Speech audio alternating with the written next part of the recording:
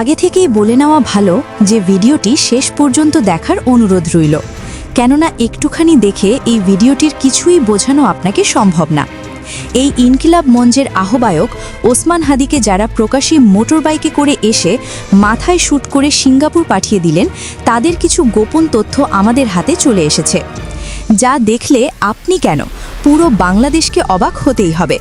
তো দেরি না করে ভিডিওটি শুরু করা যাক।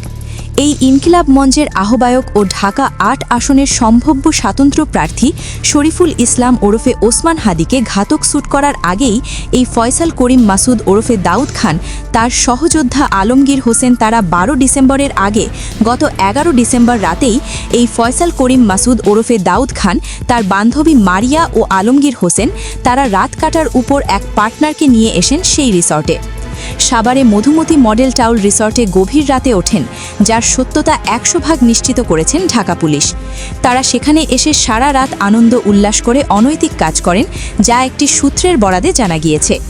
এদিকে ইনকিলাব মঞ্চের মুখপাত্র শরীফ ওসমান হাদির শুটার ফয়সাল করিম মাসুদ ওরফে দাউদ খান, তার বান্ধবী মারিয়া এবং আলমগীর হোসেন সাভারের মধুমতি মডেল টাউনের একটি রিসর্টে গোপন বৈঠক করেছে বলে জানিয়েছে পুলিশ। এছাড়াও তারা সেই রিসর্ট থেকে সকাল হওয়ার আগে বেরিয়ে পড়েন। মূলত সেই মধুমতি মডেল টাউন রিসর্টে তাদের উদ্দেশ্য ছিল দুইটি, যা সূত্র জানিয়েছে। এক, তাদের মেইন টার্গেট ছিল এই ওসমান হাদিকে ১২ ডিসেম্বর শেষ করে দেওয়ার। ২ নাম্বার হলো তাদের যৌনিক চাহিদা মেটানো সেখানে গিয়ে। এছাড়াও তাদের মাস্টার প্ল্যান অনুযায়ী ১২ ডিসেম্বর সেই রিসর্ট থেকে সকালেই বেরিয়ে পড়েন বলে ধারণা করা যাচ্ছে, যার ভিডিও ফুটেজ থেকে শুরু করে সেই রিসর্টের এক কেয়ারটেকার বিষয়টি নিশ্চিত করেছেন। মহিলা ছিল, এটা ওনাদেরই, ওনার রুম রিজার্ভেশন দিয়েছে আমাদের এখানে, আমরা ডকুমেন্টস মেনটেন করে।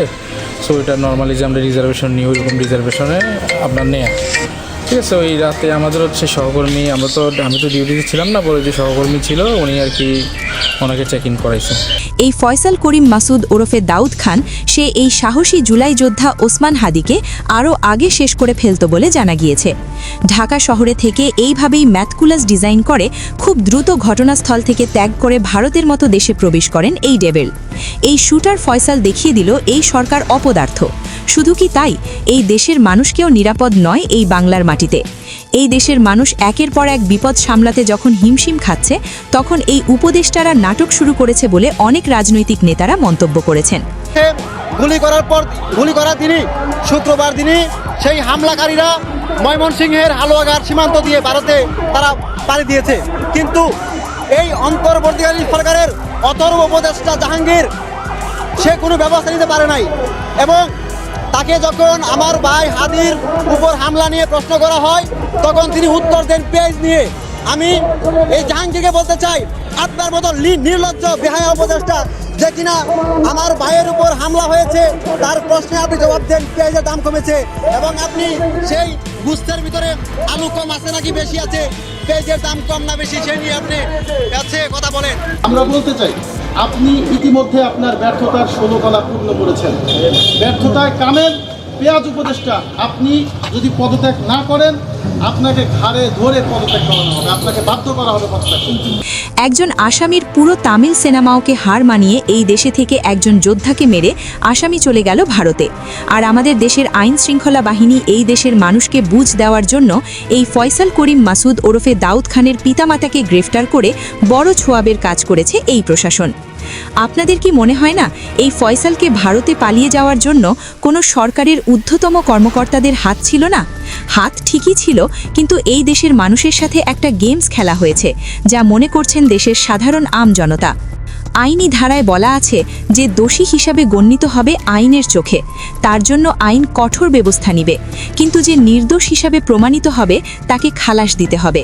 এখন এখানে আমাদের বড় প্রশ্ন হলো, এই ফয়সাল করিম মাসুদ ওরফে দাউদ খান বাংলায় বলতে গেলে এক কথায় এই ওসমান হাদির আসামি খুন করে ভারতে পালিয়ে গেল, আর অন্যদিকে তার বাবা মাকে আইনের আওতায় এনে রিমান্ড নিয়ে এই প্রশাসন কি জানাতে চায়, যে আসামিকে আগে নিজেরাই পালিয়ে যাওয়ার জন্য সাহায্য করব, পরে একটি সময় তার পরিবারের থেকে শুরু করে 14 গোষ্ঠীকে গ্রেফতার করে এই দেশের মানুষের সামনে নায়ক হব?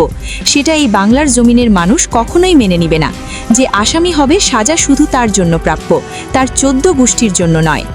এই দেশের ছাত্র জনতারাই বলেন এই দেশে এবার ক্ষমতাচ্যুত শেখ হাসিনাকে বিতাড়িত করে দ্বিতীয় স্বাধীন দেশ ঘোষণা করেছে ছাত্র জনতা। কিন্তু এই দ্বিতীয় স্বাধীন দেশের নামে যে এই দেশে একের পর এক হামলা মামলা ছিনতাই রাহাজানি লেগেই আছে তার সমাধান করতে পারেনি এখনও এই অন্তর্বর্তীকালীন সরকার।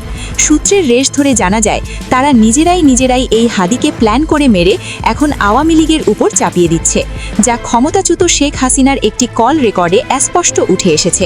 আওয়ামী লীগ ব্যান করে দিয়েছে, আওয়ামী লীগ এখন মাঠে নাই, আওয়ামী লীগ কাজ করতে পারবে না, তাই নিজেরাই খুনোখুনি করছে। আবার সেই খুনোখুনি একজন আরেকজনে গুলি করে মারে, তো তখন আবার তার জন্য হাজারিও করে। দেখা যায় যারা মারে তারা যেন আরও জোরে বেশি হাজারি করছে। সেটা আপনার এই একটা ঘটনা থেকে আপনারা দেখতে পাচ্ছেন যে সেখানে যে সমস্ত হত্যাকাণ্ড তার নিজেদের মধ্যে ঘটছে, সেখানে যারাই মারছে তারাই আবার দেখি সমবেদনার জন্য এগিয়ে যাচ্ছে।